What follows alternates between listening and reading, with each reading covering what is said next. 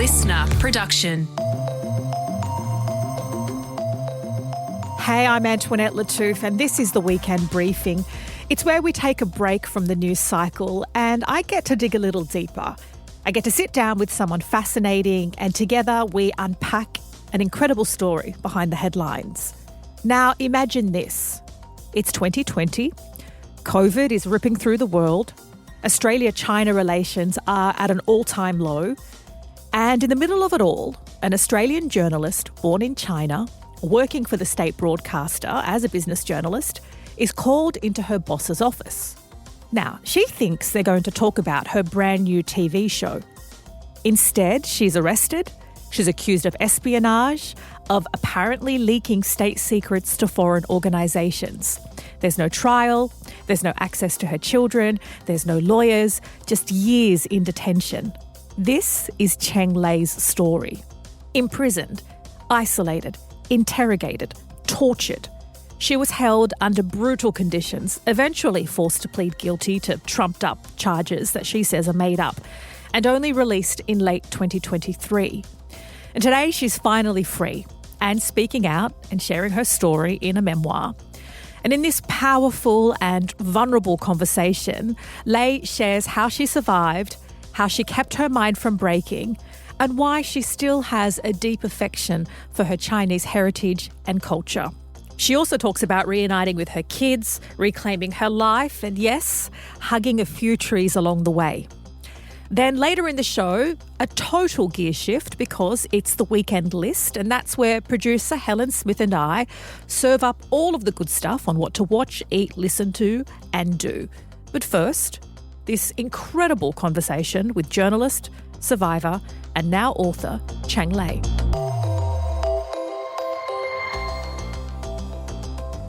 Lei, welcome to the Weekend Briefing. Thank you, Antoinette. So you were born in China and your early years, as I really enjoyed finding out in your book, were marked by quite modest means. I mean, looking back, you say it was probably poverty. How do you think your experiences or growing up in that way shaped your perspective or perhaps your resilience and adaptability, which you would no doubt need to lean on in years to come? That's such a great observation because I think it absolutely helped. Physical hardship is nothing to me. And it's not just what I experienced as a kid, but all the family stories that were of just unimaginable pain, torture, betrayals, families being split and not seeing loved ones for years, suicide, persecution. You name it. So, and of course, good old starvation during the 1960 famine that my dad especially keeps bashing me over the head about. And of course, it is something that I think China should admit to, as in the Chinese regime, which they don't acknowledge and are even acknowledging less now under Xi.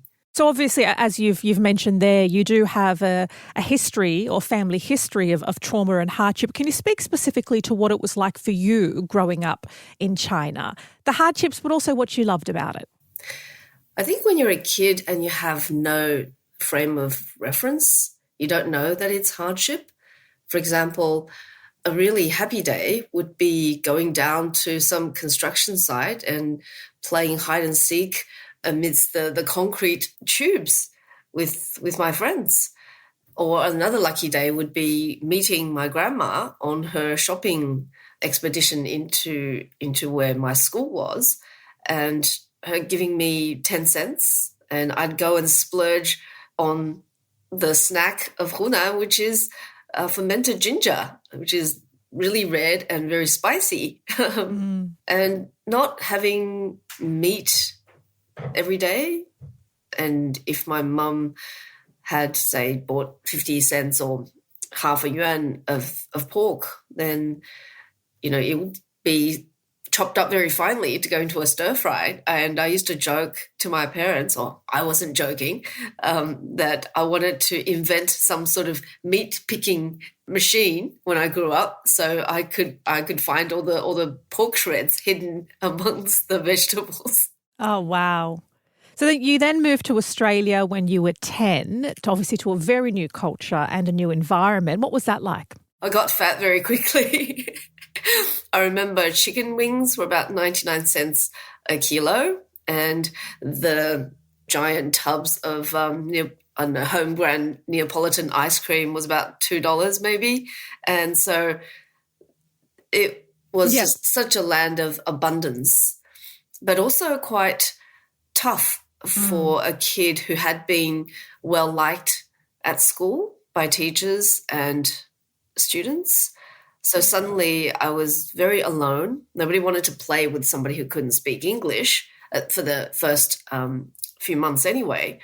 But in a way, that forces you to learn quickly, and you have nothing else to rely on. It's not like kids now. They can access Chinese media very easily. And in a way, they learn English at a slower pace. So I would watch Sesame Street. I would try to understand the commercials because of the repetition and the emphasis on certain words. I guess 6 months to a year later, I was fluent and I was able to make friends and became a chatterbox again. And becoming a chatterbox, you always wanted to pursue journalism, but instead you went down a more sensible or economically stable route in accounting. So then you've moved back to China during China's economic boom. What motivated your shift to journalism? Was it because that niggling desire hadn't been satisfied? I was bored in accounting and I wasn't good at it because I didn't like it. So I really felt most alive when I was bridging the gap between the cultures and the languages of Chinese and English.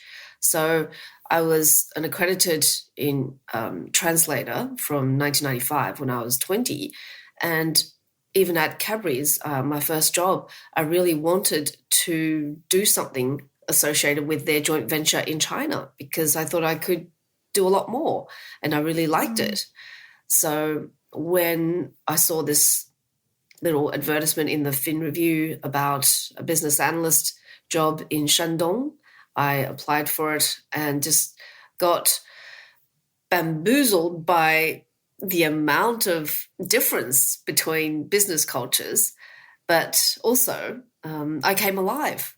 So it was a no-brainer that I wanted to keep working in China and to keep using those skills and the newly gained experience. And I was lucky that none of the more businessy jobs I applied for took me on. And instead, I went to intern at what was then the English arm of CCTV. And they gave me a chance. And a year and a half later, I was approached by CNBC Asia. And that was when, because they saw me talking about global markets, or Chinese markets rather, in English, in this Aussie accent. And back then people really wanted to report on China because the economy was growing so strongly. Talk me through what it was like at that time when there was rapid globalization in China. There was a lot of excitement. You were living there. It was before the regime change. What was life like? It felt like China was opening up to the world and the world was welcoming China. So the amount of people who came through the country and the sorts of conversations that were had, I guess the downside was the asset price appreciation. Everything was going gangbusters, be it property or stocks, and that was a bit crazy. But what, a day for me on air was 1 minute I'd be talking in Chinese about global markets to the Chinese audience for the China's second largest media organization on their TV stations. And then the next minute, I'll be talking about what's happening in the Chinese markets to a global audience on CNBC in English. So it was so exciting to be able to tell people, this is what's happening here. And I know because I live here and I talk to the people who make the news. And I really felt that I was doing a good job of presenting what was going on without the added filter of not understanding the language or not just not getting the insider insights, if you like. Did you feel a shift when the regime changed? Well, the thing with loss of freedom in any context is that it's gradual and you don't realize what you had until you've lost it. So, for example, if you look at TV shows and, writings and media reports from that era, pre-Xi, and then you compare it to what's censored, what you can't say, what has to be blocked out on TV now, then you realize the huge differences. But because it's gradual when you're there, when you're the frog in the tepid water being boiled, you kind of go, oh, it's getting a little bit warmer. So working as a journalist in China, given China's growing censorship, its political control, its lack of freedom, are you suggesting that it wasn't abundantly clear because it was slow creeping and changing? Censorship is never clear to journalists, and it's always changing. And I detailed, I think, on Richard Feiler's show about the censorship directives that are issued on a daily basis. And then you also have nudge, nudge, wink, wink. Like I mentioned in the book, when the tennis champion Li Na won a number of events and she didn't thank the Chinese sports ministry. And because I guess she felt that she did a lot of it on her own, which she did. But that was seen as a no-no because everything's owned by the state, especially the sports machinery. And so the directive was do not play up the fact that Li Na did not thank the government, basically, and do not report on union strikes by Carrefour supermarket workers in Sichuan. So you're continuing to work, you go to work, it's a regular day, you're in the makeup chair, you've received a report from the government with some statistics, you share it with a colleague who's also Chinese and works for another network, you think everything's okay, and then you get called in to your office.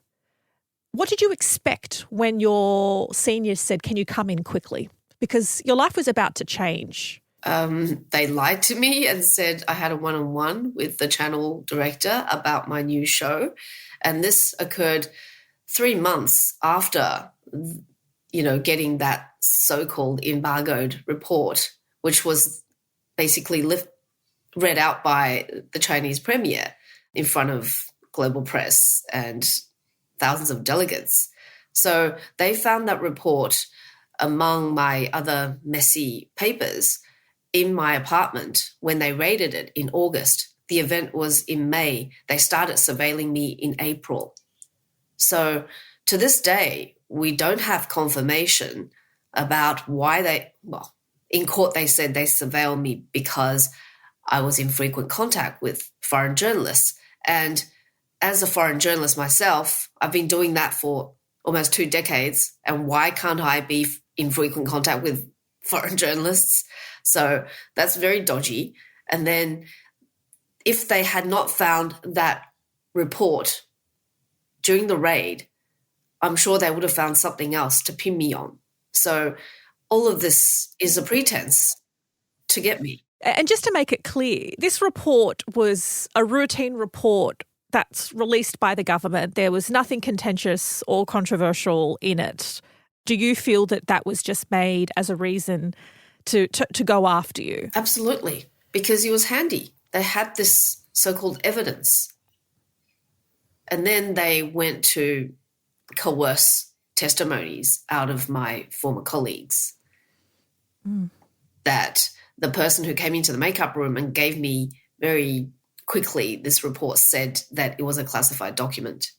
And also my former best friend who was also arrested, and that was to extract her testimony against me, even though she's the one who pumped me for intel, and I wouldn't say intel in the traditional sense of the word, but she's the one who told me her colleagues had been fired for not having beaten Reuters in getting this figure out. So each year, while you say the workday is normal, that day was quite important in the Chinese economic and political calendar because it is COVID. People don't know how China is going to set an economic target.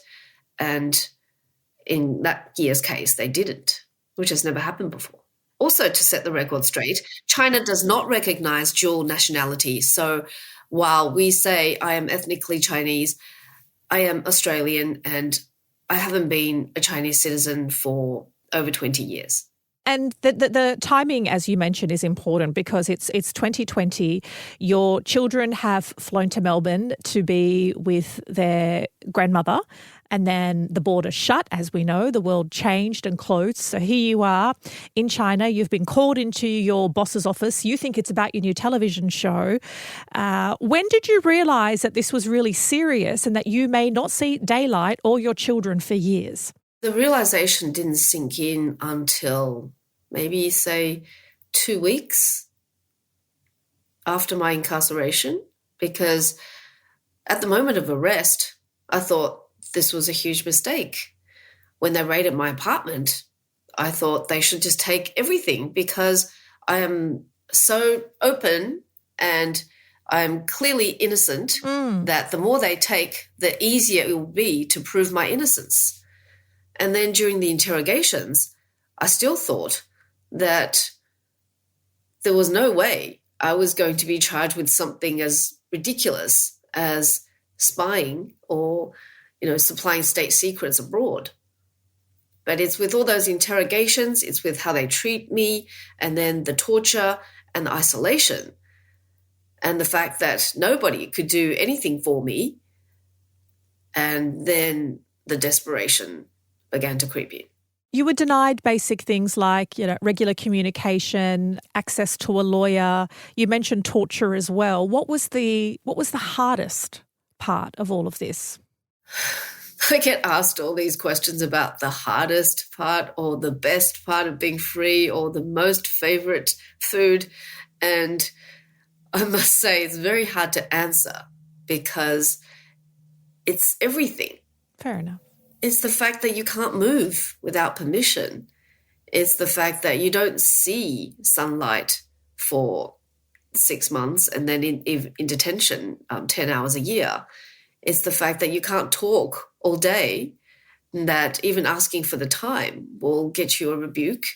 It's the physical strain of having to sit straight in the proper prisoner stance at all times, to the extent that I injured my back. I couldn't move for almost a week.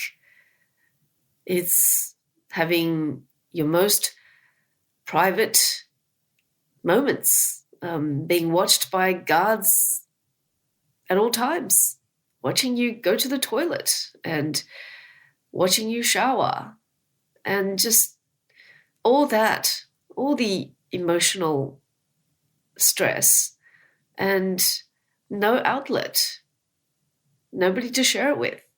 Whereas 6 months later, when I had cellmates in the detention center, it felt much better.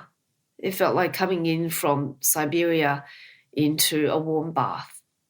That's what human company can do. And the thing was, I had human company in the loneliest time of my life. There were 2 guards there at all times, so I wasn't even alone. But that makes you feel even more alone. You weren't allowed to talk to them, though. No.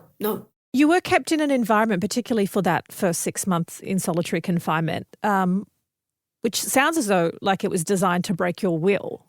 That type of torture called RSDL has increased at least tenfold under Xi, and it is used against victims of hostage diplomacy, political prisoners, prisoners of conscience, political foes, anyone that the government doesn't like.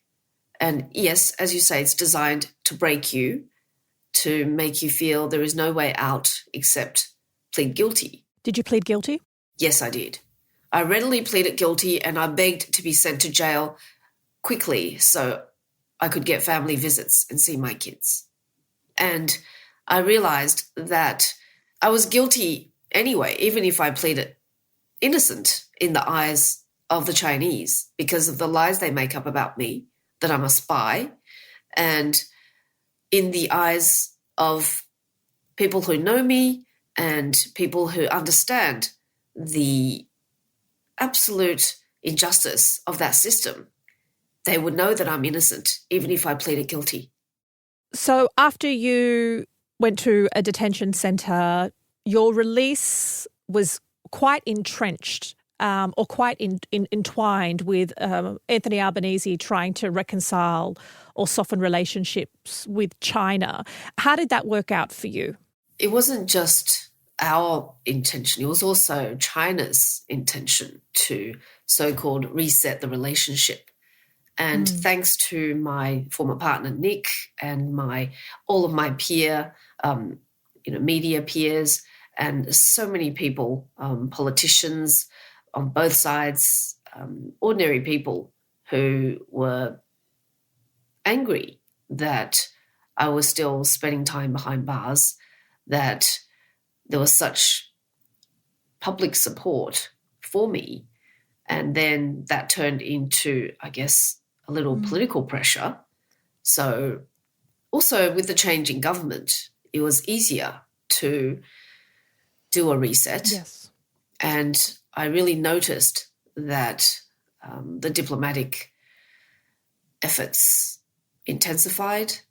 I didn't know this, but now going back to read what happened and all the meetings that took place, including the fact that I got this precious phone call with my kids for 30 minutes, 20 days after Prime Minister Albanese met with the Chinese President Xi Jinping at the G20 summit, whereas the embassy had been asking for a phone call with the kids for 2 years before that to no avail.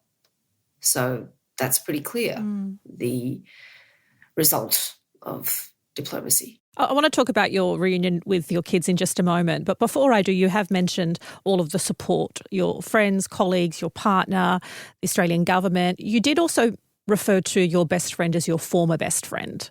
What happened there? Because I suspect there wasn't support. So she was arrested in December, 4 months after me. And now I have just discovered that she has I know she had powerful parents, but now I've discovered that her parents helped get her out early, and they basically just used her to extract a testimony that was used against me in court. And even Bloomberg didn't know the deal that had gone on between her parents and the Ministry of State Security. They took out a full-page ad in the New York Times to advocate for her, and then the Chinese Foreign Ministry said, that's not right. She's happily living with her mum at home. And of course, I knew none of this, except in 2023, she sent messages via the embassy, one, to say that she had heard me singing Christmas carols in the cell, and then two, to stay strong. And I haven't been able to get in contact with her since, but I'd really like to talk to her and ask what went on. So you don't know where she is now? I've heard she's in London. She tried to get a visa in Hong Kong but was rejected. And yes, I did think a lot about friendship and whether it was just transactional when we were so-called best friends. It's sad, but that's life.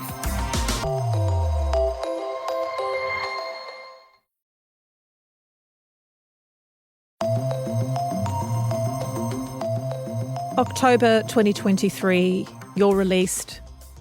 You fly back to Australia. Your children are now teenagers. Yeah. How were they when they saw Mum? They couldn't be properly told until my flight had taken off.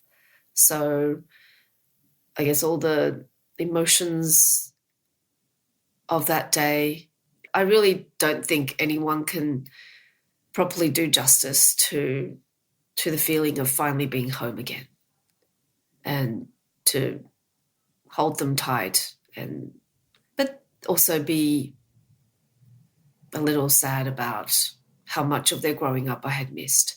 But then we just get on with things. One photograph in your book that actually gave me goosebumps was you hugging a tree. Yes. In Australia. Yes, I was doing a lot of bonding with nature because I had so missed simple things like the breeze on my face, sun, leaves, grass, insects, everything. So taking a walk with my family often took ages because I wanted to touch everything and just gaze at everything and not want to move. Despite this horrific ordeal and this torture at the hands of your birth country, you still have a great deal of affection for China. It depends on how China is defined.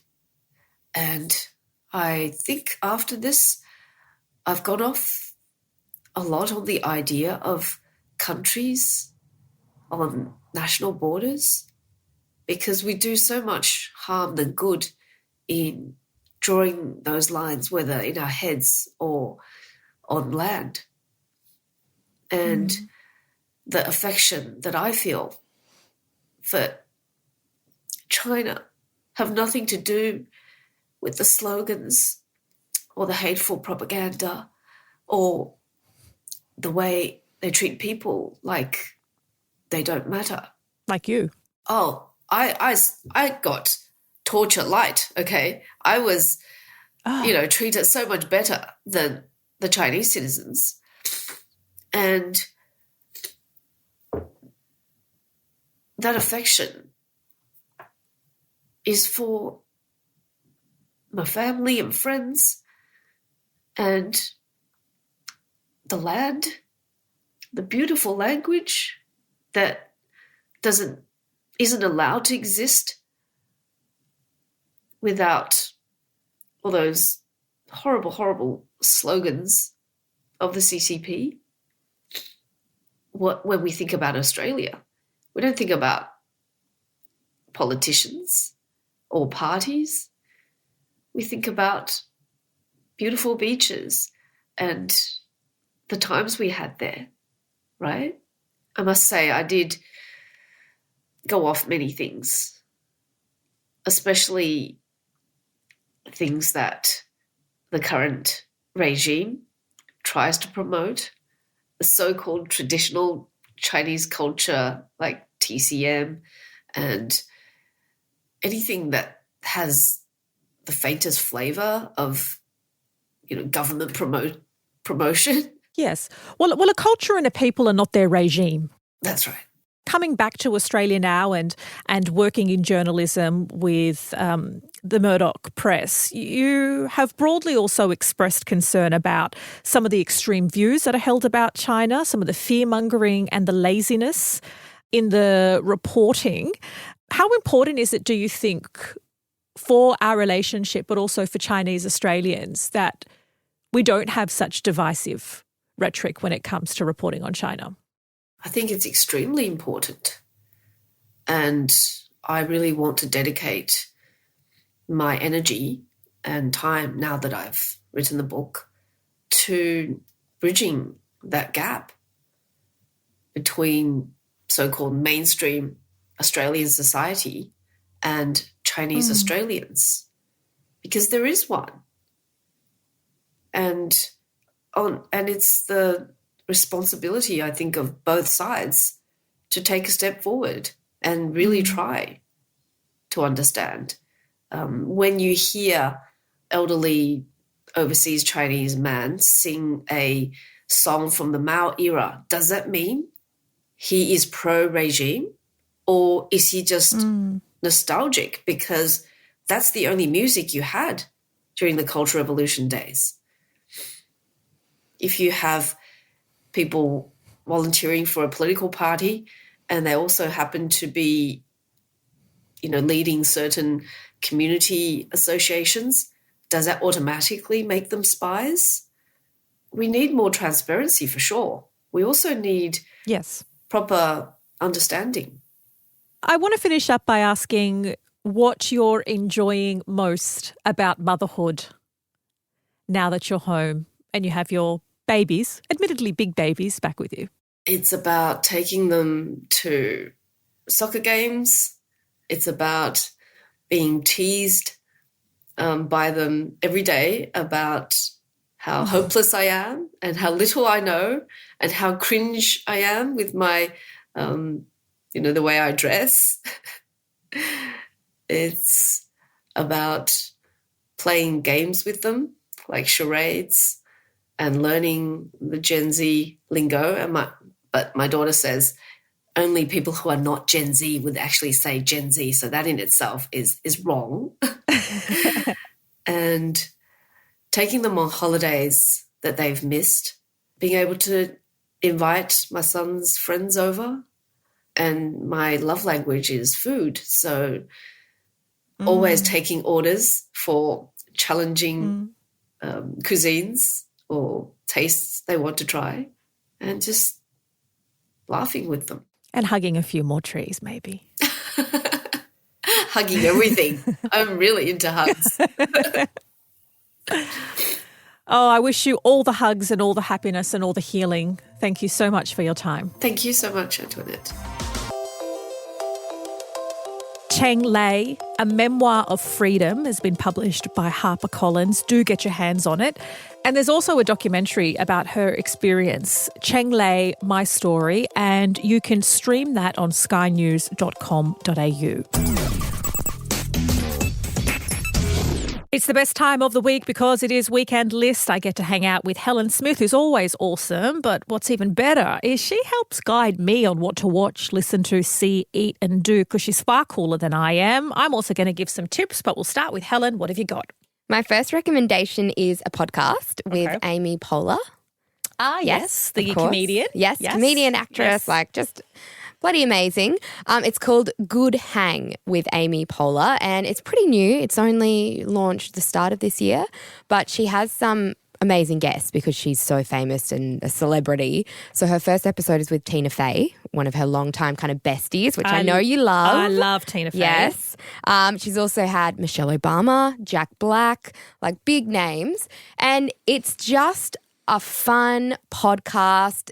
Everyone she has, she just brings the best out of them and she's really funny and lighthearted, and it's just a good escapism podcast. So if you're looking for a new, female host as well, I love when female hosts funny podcasts. I feel like we don't have a lot of that. Yeah.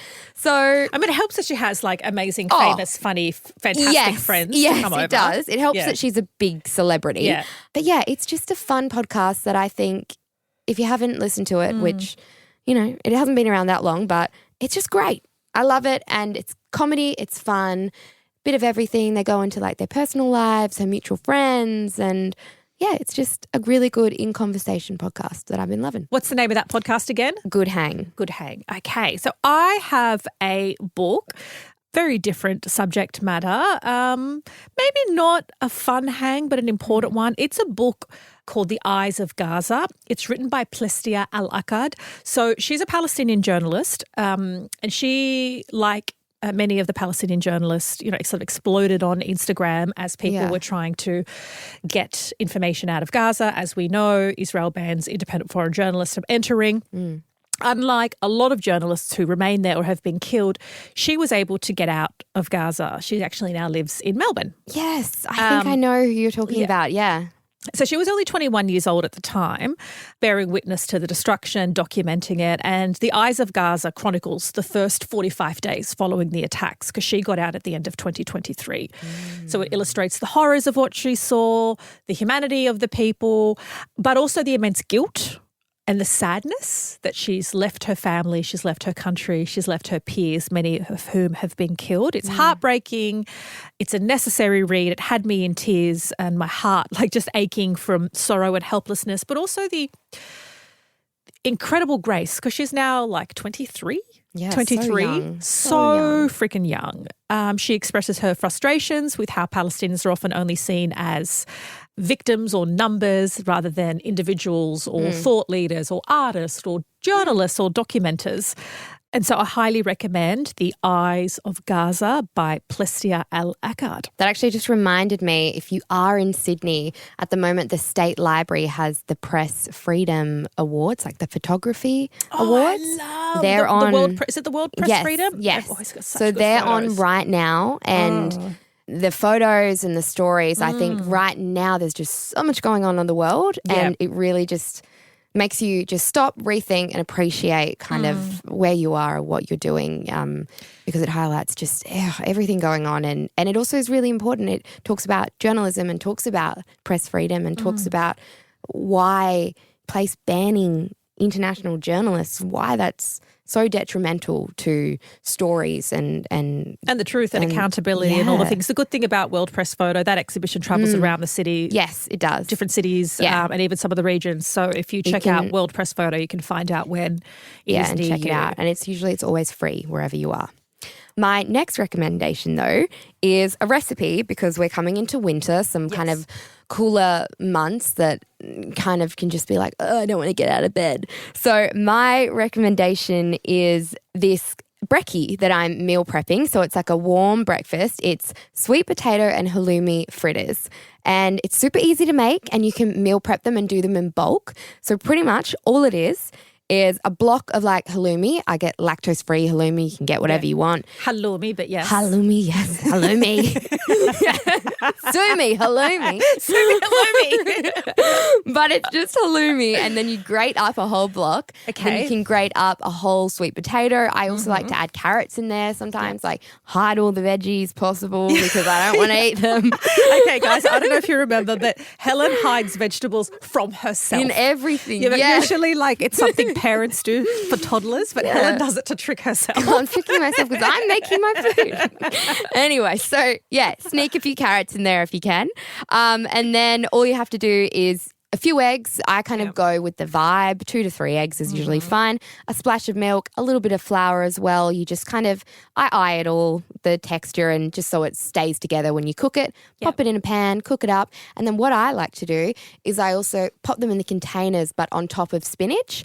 So when you heat it up in the microwave, that spinach kind of wilts. Yeah, so you've nice. got this halloumi, fritter, sweet potato, tiny bit of carrot thing, and it's on spinach. And the truth of the matter is, when you're starting to when there are that many ingredients, it's actually easier to do it in bulk and meal prep. Oh, yeah, do it in bulk. Because if you're going to just... And it doesn't go bad. It's not like there's meat or anything in it. Yeah. So you could literally do 4 days worth or whatever. Yeah, 4 days worth. By the time you peel the sweet potato, you're doing the work anyway. I don't peel the sweet. I don't peel anything. Okay. I get the skin on for the nutrients. Oh, actually, that's true. Yeah. That's true. Also lazy. Okay, don't peel. Just grate but trick it. yourself. Grate it up, trick yourself, and it's yummy. Fabulous. That does sound delicious. And I also have something to eat because I thought, this episode we've talked about press freedom with Cheng Lei's experience. I've recommended a book about journalists under assault in Gaza. I've been, got to give you something to sweeten the deal. And do I have something? So it's called Kreenuts.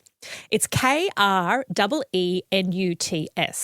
And it's a type of chocolate that's Australian made by a family. It's like a family business, and disclosure, a friend, I know the person who's made it, so she's given me all these samples, which are delicious. And I'm not a sweets person at all. I'm a savoury girl. I've got a packet of chips here on the table in front of us. I'm not into it. What I like about this is it's not that sweet. So what it is it's called Kreenuts because it's peanuts coated in a wafer biscuit dipped in dark chocolate. Oh, my God. So it's high in protein, just a little bit. So if you get the dark chocolate one like I do, because I'm not much of a sweets person, very low in sugar, and it's vegan, and it's just like a nice little snack that, gives you a bit of a sweet treat that's really high in protein and low in sugar, and Australian made and a family business. And it's stocked at some IGAs and a bunch of service stations. So if you want to check it out, Kreenuts, Kreenuts. It's just like delicious treat that's Aussie made. I always want a sweet treat after lunch, so I'm always like, yes, you love eat? You love your sweets. So I'm actually going to bring you some. I'm going to bring you some Kreenuts, and you tell me what you think. Yes, I can't wait. That is it for this week. Thank you so much for hanging out with me on the weekend briefing. It is always a pleasure. Such an honour keeping you company. I'd really love your thoughts on this chat with Cheng Lei. So you can pop a comment below, wherever you're listening. Share it with a friend. That's another way. Or you can rate and review every episode. We do love your feedback. I'll be back next week with more, with another fascinating chat. The team will be back on Monday with the headlines and a deep dive straight to your headphones. Take care of each other. I will catch you next week.